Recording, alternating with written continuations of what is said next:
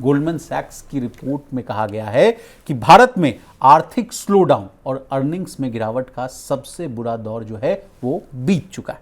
हालांकि बाजार को लेकर गोल्डमैन सैक्स ने एक और बड़ी बात कही। मेरा आपसे सवाल है सर कि गोल्डमैन सैक्स की रिपोर्ट की खास बातें क्या है? इसके अलावा पेंशन को लेकर, यानी 8वें वेतन आयोग को लेकर, पेंशन को लेकर भी कुछ बातें कही गई, वो भी हम आपसे समझने की कोशिश करेंगे। उसके अलावा भी 8वें वेतन आयोग पर हम लोग अभी पीछे हम लोग चर्चा भी कर रहे थे, उस पर भी आप थोड़ा रेखांकित। देखिए, गोल्डमैन सैक्स की रिपोर्ट ऐसी कई हाल के वक्त में जो रिपोर्ट्स आई हैं उनकी एक कड़ी उसको हम मान सकते हैं, जिनमें भारत को लेकर एक बुलिश रुख अपनाया गया है, बुलिश रुख बताया गया है। चाहे जिम वॉकर हो या इससे पहले मॉर्गन स्टैनली हो या दूसरी जो ब्रोकरेज फर्म है, ग्लोबल ब्रोकरेज फर्म है, उनका और फंड्स का हो, सब अब ये कहने लगे हैं कि भारत अब स्लो डाउन के दौर से निकल चुका है। अजय बग्गा हो जैसे। गोल्डमैन सैक्स की रिपोर्ट भी ऐसी बात कह रही है। गोल्डमैन सैक्स ने अपनी रिपोर्ट में ये कहा है कि भारत अपने जो आर्थिक स्लोडाउन था उसका सबसे बुरा दौर बीत चुका है भारत का, उससे बाहर निकल आया है भारत। इसके साथ ही साथ जो कंपनियों की अर्निंग्स थी, अर्निंग्स का भी जो स्लोडाउन था, जो कमी थी, गिरावट आ रही थी, उसको भी वो शायद सबसे बुरा दौर वहाँ पे बीत चुका है और अब इसके बाद एक अच्छे दौर की रिकवरी की या तेजी की शुरुआत होने वाली है।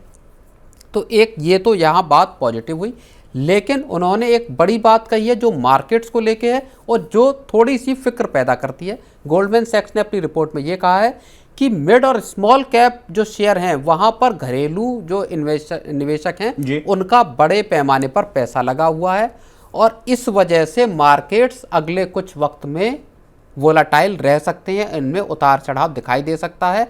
और इसकी एक वजह ग्लोबल अनसर्टेनिटीज़ भी हैं, जिनका सबसे बड़ा फैक्टर हुआ है ट्रंप का टैरिफ कार्ड। ठीक है। तो ट्रंप का टैरिफ कार्ड, जिसकी वजह से ग्लोबल अनसर्टेनिटीज़ और भारत में जो इन्वेस्टर्स का ज़्यादा निवेश है आपका मिड और स्मॉल कैप शेयरों में, वो बाजारों को आने वाले वक्त में थोड़ा वोलाटाइल बनाए रख सकता है। लेकिन जो स्लोडाउन की एक बात कही थी उसमें उन्होंने ये भी कहा कि जो स्लोडाउन था वो साइक्लिकल स्लोडाउन था, स्ट्रक्चरल स्लोडाउन नहीं था और ऐसे में आने वाले वक्त में जो कंजम्पशन का रिवाइवल है या जो महंगाई के कम होने और बाकी चीज़ों को, तो वो एक सुधार आगे दिखाई दे सकता है। जी, 8वें वेतन आयोग को लेकर भी गोल्डमैन सैक्स ने एक रिपोर्ट पेश की है सर। मैं तो बड़ा हैरान था, परेशान था, लेकिन उन्होंने उसका कैलकुलेशन किया है कि सरकार अगर आवंटन करेगी, हालांकि उस पर हम लोगों ने चर्चा कर ली, अगर उस पर आप 1-2 पॉइंट बता दें तो बेहतर होगा सर। 7वें वेतन आयोग में तो लगता है सरकार ने 1 लाख करोड़ के आसपास का आवंटन किया था। बिल्कुल, ये कुछ कोरिलेशन कर रहे हैं, 3 सिनेरियोज की बात कर रहे हैं कि 1.75 होगा, 2 लाख करोड़ हो गया, उससे ऊपर होगा तो भाई इतना बढ़ेगा। तो क्या इस आधार पर सब वेतन और पेंशन का निर्धारण होता है क्या?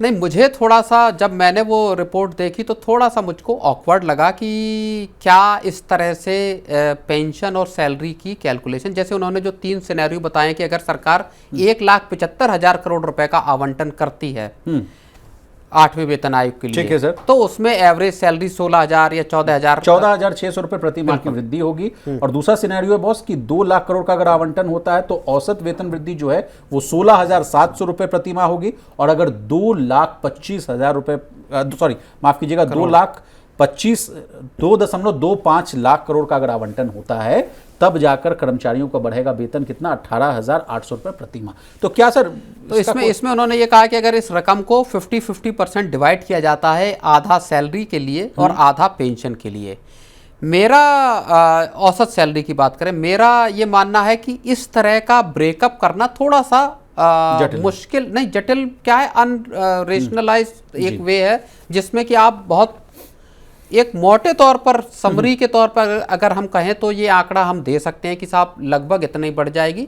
लेकिन इसको एक्चुअली सरकार कितना फिटमेंट फैक्टर रखती है, कितना डीए रखती है, बाकी क्या रिकमेंडेशंस आते हैं, जो वेतन आयोग जब गठित हो जाएगा, जब उसकी अनुशंसाएं आएंगी और सरकार उनको मानेगी, तब क्या फिगर्स निकल कर आएंगे और किस अलग अलग जो ग्रेड हैं केंद्रीय कर्मचारियों के जो वर्ग हैं उसमें किस ग्रेड की सैलरी कितनी बढ़ने वाली है। जैसे अभी हमारी बात हो रही थी तो एक सोर्स से वो कह रहे थे 30 से 32% का बेनिफिट होगा, जो डिमांड है, जो नॉर्मल ऐसा माना जा रहा है कि उसको माना जाएगा, तो तकरीबन 30 से 32% सैलरी बढ़ जाने की, ओवरऑल सैलरी बढ़ने की उम्मीद है। तो उसमें आप एक मोटे तौर पर आंकड़ा दे दें तो हो सकता है दिया जा सकता है, लेकिन अगर हम बहुत कॉम्प्लेक्सिटीज के साथ इसको समझेंगे तो शायद इस तरह के आंकड़े दे पाना बहुत कठिन है। ठीक ठीक।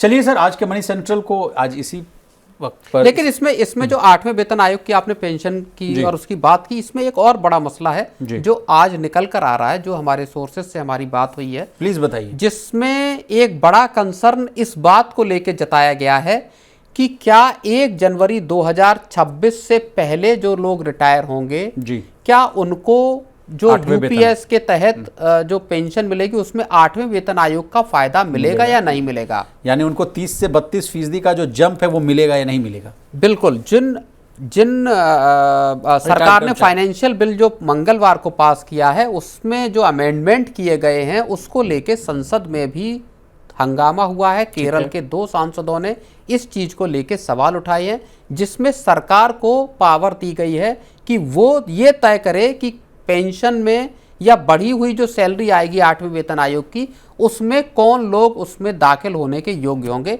यानी क्राइटेरिया क्या होगा ये सरकार को तय करने की उसमें आज़ादी होगी। बात ये भी कही गई कि रेट्रोस्पेक्टिवली क्या इसको लागू किया जाएगा या नहीं किया जाएगा, जहाँ पे ये बात आ जाती है कि जो अगले कुछ महीनों में रिटायर होंगे या जो 8वें वेतन आयोग के जो रिकमेंडेशन आएंगी उनके लागू होने से पहले जो लोग रिटायर हो रहे हैं, क्या उन लोगों का जो पेंशन बनेगी उसमें 8वें वेतन आयोग का जो बेनिफिट हैं वो उनको मिलेंगे या नहीं मिलेंगे, इसको लेके अभी क्लैरिटी नहीं है। और सांसदों से लेके तमाम वर्ग जो कर्मचारियों के भी संगठन है वो इस पे सरकार से क्लैरिटी की मांग कर रहे हैं।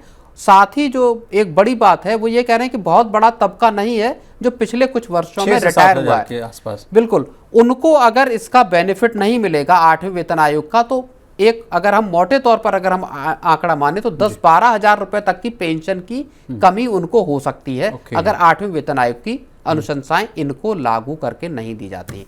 तो ये एक बड़ा मसला जिसपे हो सकता है कल तक कुछ तस्वीर साफ हो। जी जी जी, हम बने हुए हैं सर उस खबर पर, और जैसे भी अगर कोई फॉलोअप स्टोरी होती है तो हम लोग सबसे पहले मनी 9 के अपने व्यूअर्स को अपडेट करेंगे।